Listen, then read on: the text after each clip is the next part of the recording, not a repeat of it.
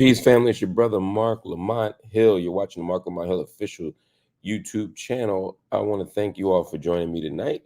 It's time for the War on Gaza report. I want to thank everybody for hanging in there and being with us every single night. And we're here tonight to give you yet another update. Today, Israel's war on Gaza has reached day 227. That's right, day 227. And we make sure we give you all the updates on it. But first, let me shout out a few people here. By the way, just a programming note. Yes, the War on Gaza report remains at 10:15. It used to be that at 10:15 we would do the War on Gaza report, and then we would do night school right after at 10:30. Now we do night school at 9 so that people can catch up, so that people can stay awake, so that people can meet their work requirements and deadlines. They can get to bed and they don't have to stay up as late. But the War on Gaza report, as you see up there on the screen, still is daily at 10:15. I know some people were a little frustrated. I see, and I apologize for any confusion. I see Lisa was upset that at 10 o'clock that I wasn't there, but you were actually 15 minutes early. We're actually starting at 10:15. So again, I apologize for the confusion, but we don't start right after night school. Night school's at 9, and the War on Gaza report will be at 10:15. And when we do office hours, that will be at 10:30. So tonight we'll do special office hours tonight, right after this War on Gaza report. But again, War on Gaza report will be at 10:15. Just want to give you all that that update so that there's no confusion. And I do apologize. To understand, every night I do the War on Gaza report, and I was doing night school in the evening so that I could meet family requirements and spend time and handle children and childcare. And so sometimes it will be 2 or 3 minutes later than it was, or than it's scheduled for. But we try to get you within 5 minutes, unless there's something unusual. Again, I appreciate you all for your patience, and I appreciate the Rosability saying you hope the schedule's working. It is. I'm getting a lot more done. We'll talk about it in office hours, but I'm getting a lot more done. I'm able to manage, and I think you all are probably getting a better program when we do the show at 9 o'clock. So I hope you appreciate that. Anyway, let's get to it. But as I said, let me shout some people out, because Jazz is in the building as always. Change Wave is here. C Shot, it's good to see you back on the channel, my sister. Aaron is here. And I hope I cleared that up for you, Aaron. It's good to see you. Farah, shout out to you. As I said, Adrian, shout out to you. Meg is in the building, as is Rachel. My sister Ebony, wa alaikum salam. Ebony said, just go with the flow. Word, man. Word. But I love and appreciate every single one of you. Wanda Chatman, good to see you. Uprise Consultant and Kimi Abu Yade Acosta, is good to see you here. Robin Walker Murphy. By the way, night school will be at 9, and it's not always going to be 9 to 9:30. Sometimes we're going to go for an hour. Sometimes we're going to go for an hour and 15 minutes. It happened to be tonight that we went only until 9:30. But, tomorrow night we got a big, long episode for you. We'll talk to you a little bit more about that. We'll be talking about the life and legacy of Malcolm X. Bob Vaughan, is here. Salam. You missed some good stuff tonight, Bob. You got to go back and watch it, but we'll talk about it. And I appreciate everybody else here. Isha Ahmed, I haven't seen you. Isha, I haven't seen you in a long time. Wa alaikum salam wa rahmatullahi wa barakatuh. I haven't seen you in a long time. Stephanie Marquez, good to see you back again as well. Nicole, good to see you. I was just so happy to see my people, man. I appreciate y'all every single night. Omega is in the building. Good to see you. I appreciate everybody though for just supporting what we're doing here every single night. It means more than you know. Let's get started though, because we want to begin with the numbers.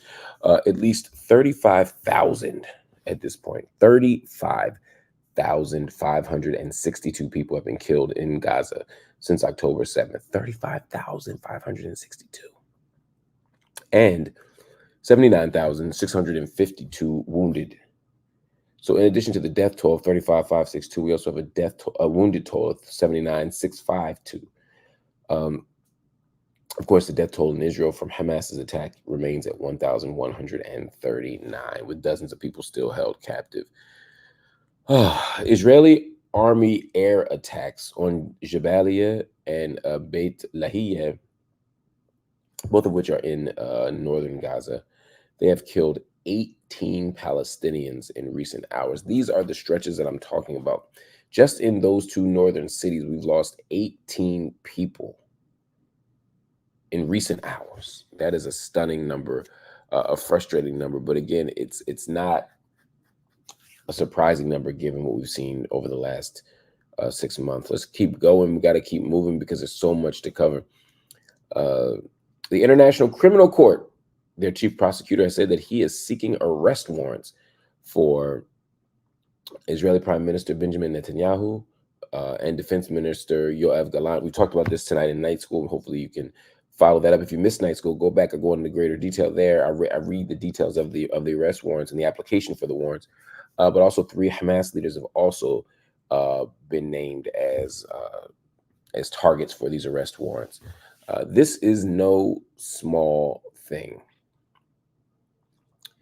The International Criminal Court is what is the entity that handles war crimes, and it's been no secret the international community has been very articulate and vocal about Hamas's war crimes on October 7th. And I have been one of those people that says, look, whatever you think of Hamas, whatever you think of Israel, killing innocent people, targeting civilians, kidnapping non-combatants, these are all war crimes, no doubt about it. But the war crimes didn't start on October 7th, and they darn sure didn't end on October 7th. What Israel has been doing since then has been a clear and unequivocal war crime. Clear and unequivocal. And it's important that we be honest about that. It's important that we be clear about that. A clear and unequivocal war crime. Again, the details I talk about in night school, but let's be very clear. Starving people, obstructing food, killing people, targeting people. All of these things are war crimes and crimes against humanity. And the fact that Benjamin Netanyahu and Defense Minister Yoav Gallant have been named is no small thing. So, if you were wondering, this is confirmation, despite what the U.S. said, despite what Israeli and U.S. allies have said, Israel is absolutely engaging in illegal activity.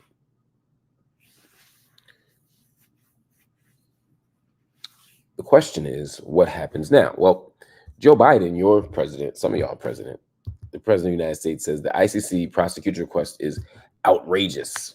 He says that he supports Israel and that the U.S. is already looking at the ICC as an entity that they won't respect and that they're going to somehow fight. This is wild. Joe Biden, he goes into a place like Morehouse College on Sunday. He travels around the country talking to peaceniks and lefties and brown folk and black folk and young folk and says, I want the ceasefire. I want peace. But at the same time, he's still sending money, still sending weapons, and still undermining international law and order. This is the exact, absolute problem that we have here.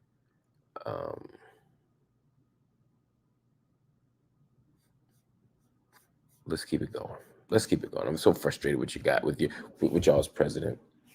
The UN's humanitarian office says that 40% of Gaza's population, or more than 900,000 people, have been internally and forcibly displaced in the last 2 weeks. 900,000 people.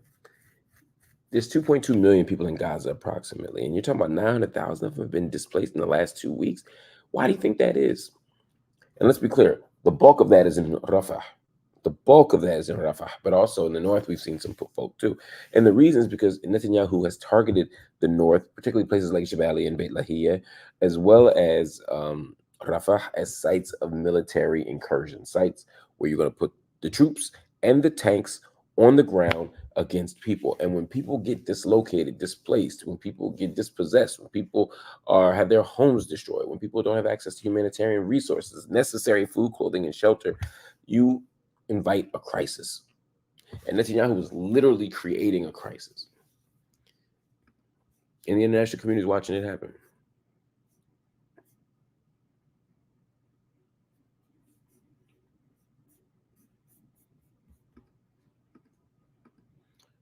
And people are doing very little. People are doing very little. Anyway, I'm very frustrated, as you can tell.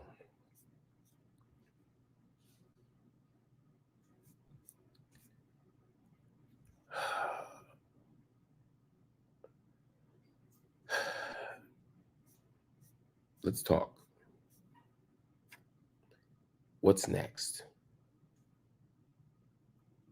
Well, one, the ICC is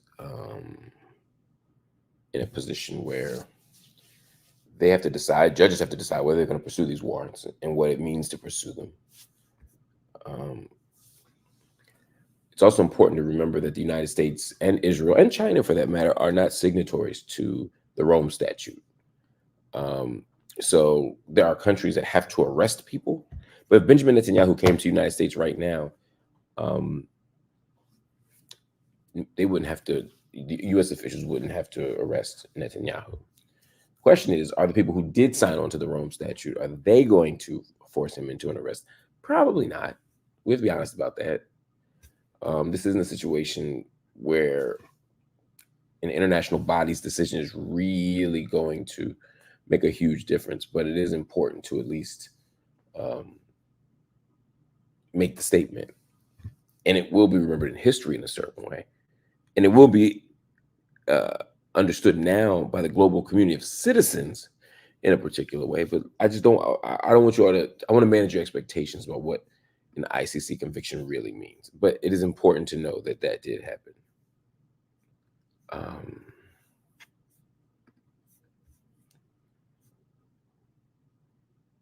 Let's talk about the West Bank, and then I'm going to bed, y'all.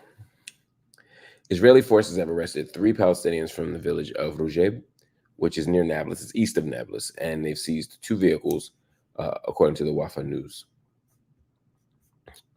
A freed Palestinian prisoner has also been arrested in the village of El Jalama, which is north of Jenin, while a number of Palestinians have been arrested from the town of Sinjil, which is north of Ramallah, and confrontations between Israeli forces, and Palestinian resistance groups have been reported in the city of Tubas, where there's the actual Israeli bulldozer that's been targeted with an explosive device. So there is a lot going on. That's in the town of Tarqumiyya, which is west of Khalil or Hebron. So there's a lot of activity going on in the West Bank, lots of arrests, lots of settler raids, lots of violence, lots of all kinds of things. It's important that we understand just how vulnerable people in the West Bank are, even though the primary danger and the most urgent situation is in Gaza right now. Anyway, y'all, let's continue to talk. Let's continue to build. Let's continue to think. I'm going to take office hours. I know I said I'm going to bed, and I will, but I want to make sure we get some office hours in. Who wants office hours? If you want office hours, hit the like button. Leave a comment, something. Let me know you want. Let me know you want office hours. If so, we'll do it tonight. Comment from Omega. She said, I quit my job finally as of today. I'm going to stop asking how to manage working at a Zionist job in this chat. Ooh, look, we were happy for the question. We were happy to give you the pointers. We were happy to give you feedback. But Omega, congrats. If that's not where you want it to be, I don't want anybody working at a job they don't want to be at. I don't want anybody working at a job that makes them unhappy. I don't want anybody unsettled or uneasy at a place, unsafe, none of that. You are a dope person. We love you in our community, and we're grateful that you got some liberation. Now let us know what your next move is. You got to let us know, so we can support you. People said they do want office. Okay, so we'll do a little bit. We'll do. I swear to God, I'll be hitting the wrong button. Don't pay me no mind. I'm so sorry. I don't know why, but the little fingers here. I hit the button, should be just wow. Anyway, y'all already know that when I disappear like that, it's because I hit the wrong button. I am gonna get some sleep, but I'll take maybe 5 or 6 minutes of office hours. That's it. We're gonna do a quick one. Family, thank you for watching the War on Gaza report. Make sure you come back tomorrow. We're here every night at 10:15. Also at 9 o'clock we got office hours. So 9 o'clock office hours, 10:15 War on Gaza, and then 10:30 will be. I'm sorry, 9 o'clock war. 9 o'clock night school, 10:15 War on Gaza report, and then 10:30 if we on certain select nights we'll be doing office hours. Anyway, family, thank you for watching. I'll see you right back here for office hours in 2 minutes. Peace.